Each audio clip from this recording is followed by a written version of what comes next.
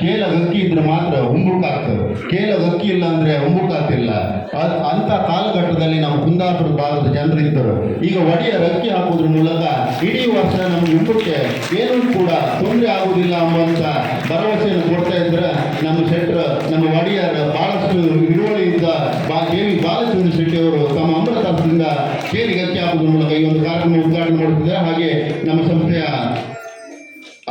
ಸಂಚಾಲಕರಾದ ಸುಜಯ್ ದತ್ತನ್ ಅವರು ಕೂಡ ಈ ಕಾರ್ಯಕ್ರಮದಲ್ಲಿ ಬರುವಾಗ, ಹಾಗೆ ಲಯನ್ಸ್ ಕ್ಲಬ್ನ ಗೌರವಾನ್ವಿತ ಅಧ್ಯಕ್ಷರಾಗಿರ್ತಕ್ಕಂಥ ರೋಷನ್ ಡಿ ಕೋಸ್ಟಾ ಅವರು, ಹಾಗೆ ಲಯನ್ಸ್ ಕ್ಲಬ್ನ ಬಹಳ ವಿನೂತನವಾದಂಥ ಕಾರ್ಯಕ್ರಮ ಬೇಕು. ಯಾಕಂತ ಹೇಳಿದ್ರೆ ಮಕ್ಕಳಿಗೆ ಅಕ್ಕಿ ಎಲ್ಲಿಂದ ಬರ್ತದೆ ಅಂತ ಕೇಳಿದ್ರೆ ಗೊತ್ತಿಲ್ಲ.